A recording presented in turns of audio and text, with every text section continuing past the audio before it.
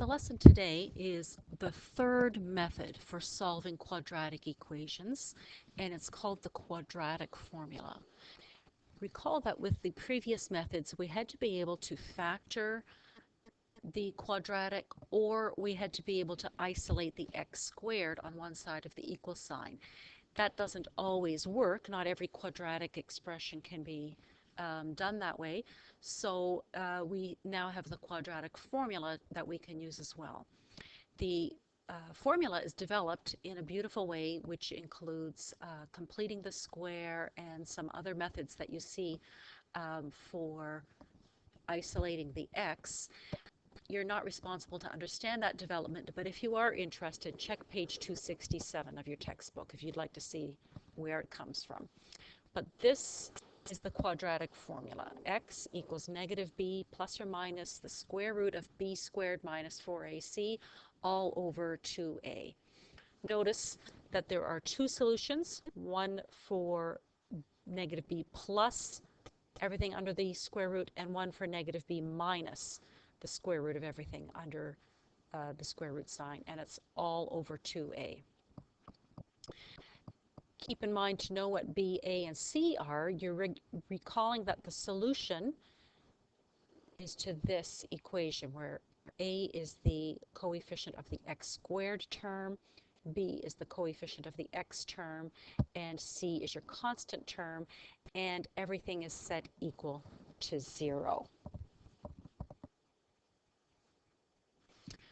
Okay, in this first example, you'll notice that it doesn't say solve, but instead it says find the zeros. And recall that solving, finding the zeros, or finding the roots all mean the same thing. We're finding the value for when y equals 0, or in this case, because we've written it in function form, when f at x equals 0.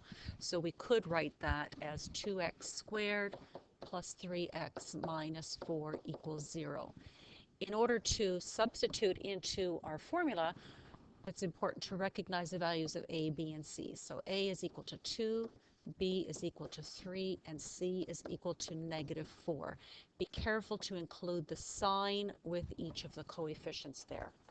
So now we can substitute into our formula. So we have x equals negative 3 plus or minus the square root of 3 squared minus 4 times 2 times 4. Make sure that that radical symbol extends completely over what it needs to, all over 2 times 2. We can simplify this to x equals negative 3 plus or minus the square root of, and note that we've got 9 minus, sorry, that's a negative 4 there, so we have 9 plus 32, so we have square root of 41 all over 4. So we could write that now as x equals negative 3 plus the square root of 41 all over 4 as one of our solutions, or zeros, and x equals negative 3 minus the square root of 41 all over 4. If you have an application question where, for instance, you're looking for a measurement, you might use a calculator then to simplify this and give your answers rounded to 1 or 2 decimal places. For our second example, we're being asked to solve x squared minus 2x equals negative 17. And in order to do this, we'll rearrange the equation, so we'll add 17 to both sides of the equal sign so that we have a quadratic equation where it's equal to 0. So this becomes x squared minus 2x plus 17 equals 0. So we can see that a is equal to 1, the coefficient of the x squared term, b is equal to negative 2, and c is equal to 17. So now we can substitute into the quadratic formula, and so we'll have x equals 2 plus or minus the square root of negative 2 squared. Watch the squaring of your negatives. Minus 4 times 1 times 17. And again, make sure that your radical sign extends over everything it needs to, all over 2 times 1. So this becomes now a 4 minus 4 times 17 is 68, so 4 minus 68 is a negative 64 under the radical. So we have x equals 2 plus or minus the square root of negative 64 all over 2. Remember what to do with a negative square root.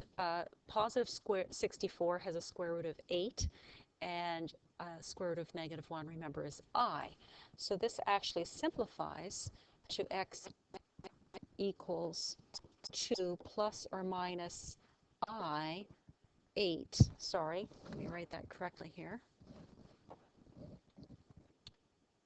2 plus or minus 8I all over 2.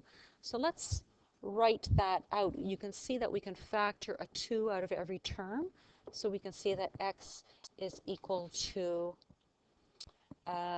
2 times 1 plus or minus 4I all over 2. 2 divided by 2 is 1. So x is equal to 1 plus 4I, or x is equal to 1 minus 4I. Notice that these are not real solutions.